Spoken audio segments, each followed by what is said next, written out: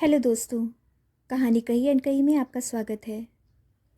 पूरे 7 साल हो गए हैं आज। प्रिया ने लंबी सांस लेते हुए कहा। रिया ने अपनी दीदी का चेहरा देखा। वहाँ खालीपन था। 7 साल पहले आज ही के दिन प्रिया के पति अर्जुन घर से दफ्तर के लिए निकले थे, पर वापस ही नहीं आए। शुरू में तो सबको लगा था कि अर्जुन किसी दुर्घटना का शिकार हो गए हैं। प्रिया के होशो हवास उड़ गए थे। पुलिस में रिपोर्ट दर्ज करवाई गई। महीने भर बाद पता चला कि अर्जुन ने अपने बिजनेस के नुकसान की भरपाई के लिए 2-3 साहूकारों से भारी रकम उधार ली थी। ब्याज चढ़ता ही जा रहा था। पिछले 6-7 महीने से वे परेशान तो थे ही, बिजनेस भी संभल नहीं रहा था। उन्होंने कभी अपनी पत्नी प्रिया से इस बारे में जिक्र नहीं किया। अर्जुन के गायब हो जाने के बाद प्रिया को पता चला कि वह सिर से पांव तक कर्ज में डूबी है। अर्जुन ने बिना किसी को बताए गाड़ी बेच दी थी। बैंक में एक फूटी पाई नहीं थी। जब लगा कि अब उनकी कलाई खुल जाएगी तो वे बिना किसी को बताए गायब हो गए। प्रिया को गहरा धक्का लगा। उस वक्त वह माँ बनने वाली थी। धीरे धीरे कर्जदार घर की सारी चीज़ें उठाकर ले गए।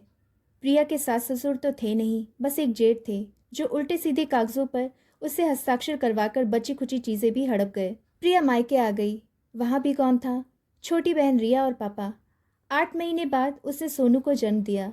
उसे समझ नहीं आ रहा था कि वह जिंदगी कैसे काटेगी। अर्जुन ने उसके साथ ऐसा क्यों किया? अर्जुन ने उसे सच क्यों नहीं बताया? वह पढ़ी लिखी थी, नौकरी कर सकती थी। अर्जुन और वह दोनों मिलकर बिजनेस को दोबारा संवार सकते थे, पर ऐसा कुछ नहीं हुआ।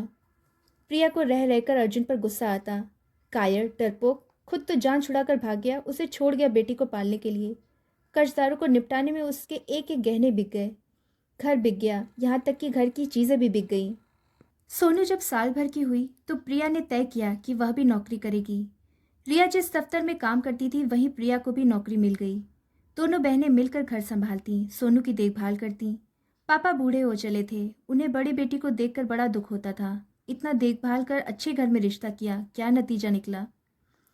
प्रिया ने अपने आप को संभाल लिया। बिटिया के सामने वह कभी कमजोर नहीं पड़ती थी। जब कभी सोनू अपने पापा के बारे में पूछती, वह शांति से जवाब देती, पापा विदेश गए हैं, जब आएंगे तो तेरे लिए बड़ी सी डॉल लेकर आएंगे। अब पापा को रिया की शादी की चिंता होने लगी थी। हालांकि रिया यही कहती थी कि वह शादी नहीं करेगी। दीदी का हाल देखने के बाद उसके दिल में शादी करने की इच्छा नहीं रह गई थी। पर पापा और प्रिया दोनों चाहते थे कि उसकी शादी हो जाए। रिया के ना कहने पर भी प्रिया ने अखबार में उसके लिए वैवाहिक विज्ञापन दे दिया। ढेरों रिश्ते आए। एक प्रपोजल और साथ में लगी तस्वीर देखकर प्रिया चौंक गई।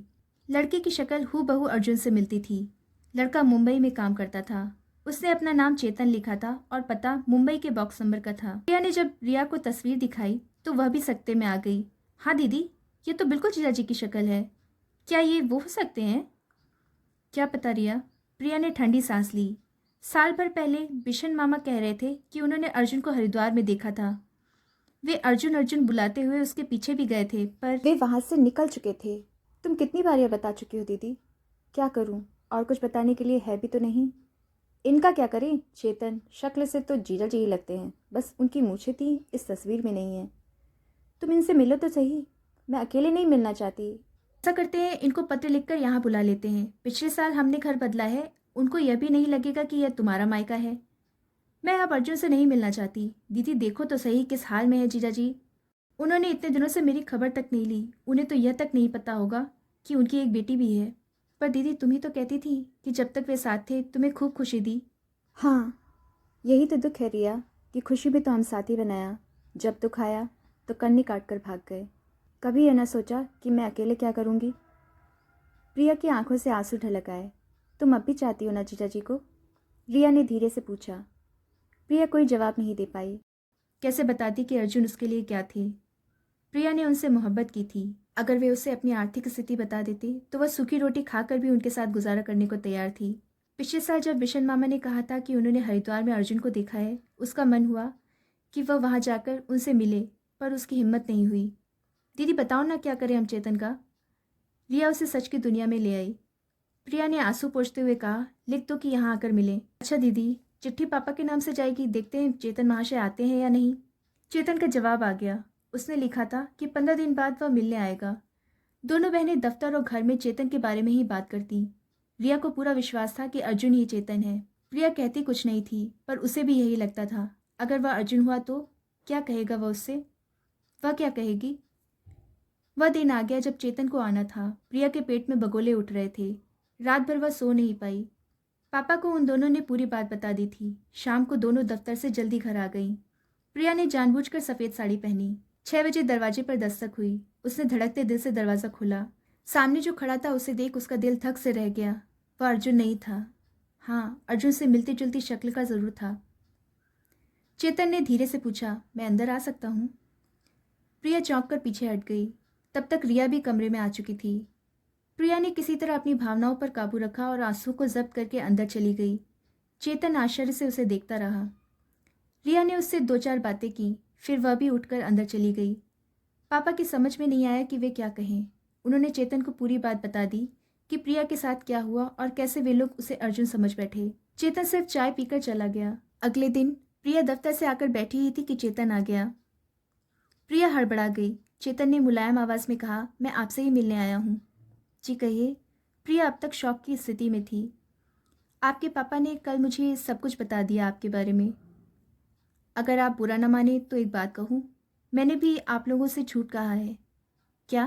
प्रिया चौंक गई। मैं तलाकशुदा हूँ। मेरी पहली शादी 7 साल पहले हुई थी। वैसे ये बात मैंने जानकर नहीं छिपाई थी, बस दोनों चुप रहे। तलाक हो जाना कोई गलती तो नहीं? प्रिया ने धीरे से कहा। हाँ, बिना बताए पति के गायब हो जाने में भी तो आपकी गलती नहीं है। चेतन ने उसके पास आकर कहा। मेरी पत्नी बहुत महत्वाकांक्षी थी। उसे लगता था कि मुझे गलत तरीक़ों से ही सही लाखों रुपए कमाने चाहिए। बस इसी बात पर उसने मुझसे तलाक ले लिया। मुझे चाहिए आप जैसी जीवन साथी जो डटकर जिंदगी का मुकाबला करे। प्रिया, क्या तुम मुझसे शादी करोगी? मैं तुम्हारी बेटी का पापा बनना पसंद करूंगा। प्रिया हतप्रभ रह गई, कोई जवाब नहीं दे पाई। चेतन ने उसके हाथ में अपनी कंपनी का नाम और घर का पता थमाकर कहा, मेरे बारे में जो पता करना हो कर लो, इत्मीनान हो जाए तो हाँ कहना। प्रिया उसी तरह बुद्ध बनी बैठी रही। पापा और रिया तो यह बात सुनकर बेहद खुश हो गए। रिया चहक कर बोली, दीदी तुम्हें खुश रहने और नई जिंदगी शुरू करने का पूरा हक है। और कभी अर्जुन वापस आ जाए तो? तुम कब तक ऐसे शख्स का इंतजार करोगी जो तुम्हें बीच रास्ते में छोड़ गया? पापा ने कहा। रिया पापा ने 2 ही दिन में चेतन के बारे में सब पता लगा लिया। वह अच्छे परिवार का था। माँ बाप गांव में रहते थे। मुंबई में उसका अपना मकान था। पापा ने प्रिया को समझाया, बेटे चेतन अच्छा लड़का है, सोनू को भी तो पापा की ज़रूरत है, तुम हाँ कह दो। प्रिया उधेड़बुन में थी। रिया की एक बार भी शादी नहीं हुई और वह दोबारा करना चाहती है। अगर चेतन भी उसे छोड़कर चला गया तो? रिया ने जैसे दीदी का दुख समझ लिया। दीदी इस वक्त तुम्हें एक सहारे की ज़रूरत है। मेरा क्या, मैं तो कहीं भी शादी कर लूँगी। चेतन जैसे लोग कम ही मिलते हैं। वह चाहता तो मुझसे शादी कर सकता था, पर उसे तुम अच्छी लगी। इतना मत सोचो दीदी, मान जाओ। प्रिया अपनी बहन के गले लग गई। आंखों से आंसू बह निकले। रिया ने दीदी की आंखों में झांकते हुए कहा, बस अब तुम्हारे रोने वाले दिन गए। उस रात प्रिया को देर रात तक नींद नहीं आई। उसने देखा पापा के कमरे में भी बत्ती जल रही थी। वह अंदर गई। पापा मेज पर सिर रखे सो गए थे। उनके हाथ के नीचे एक पत्र था। प्रिया ने धीरे से पत्र उठाया। अर्जुन की लिखावट देखकर वह चौंक गई। उसने पापा को पत्र लिखा था, आदरणीय पापा, मुझे बेहद दुख है कि मैं आप सबको मझधार में छोड़कर चला गया। मैं अपने किए पर पछता रहा हूँ। 2 दिन पहले विशन मामा से हरिद्वार में मुलाकात हुई थी। उनसे आपका पता लेकर डरते डरते पत्र लिख रहा हूँ। मैं प्रिया के पास वापस आना चाहता हूँ। आप उससे हाँ लिखने को कहें। मैं वादा करता हूँ कि अब पहली जैसी गलती नहीं करूँगा। आपका अर्जुन। प्रिया की आंखों में गर्म आंसू बह निकले। अर्जुन के पत्र को मुट्ठी में दबोचे वह अपने कमरे में आ गई। कैसे करे वह अर्जुन का विश्वास? कहाँ था वह पिछले 7 साल से? उसकी नज़र दराज के ऊपर रखी चेतन की तस्वीर पर पड़ी, जो सब कुछ जानते हुए उसे स्वीकार कर रहा था। उसने दराज से चेतन का दिया कार्ड निकाला और गौर से देखने लगी। कुछ सोचने के बाद वह शांति से बैठकर लिखने लगी, चेतन जी, मैं आपसे शादी करने को तैयार हूँ। प्रिया। उसकी आंखों में आंसू थे, गर्म नहीं, ठहरे हुए, शांत, फिर कभी ना आने को। तो दोस्तों, आपको कहानी कैसी लगी कमेंट करके ज़रूर बताइएगा। वीडियो को पूरा देखने के लिए बहुत बहुत धन्यवाद। कहानी पसंद आई हो तो वीडियो को लाइक शेयर करें और चैनल को सब्सक्राइब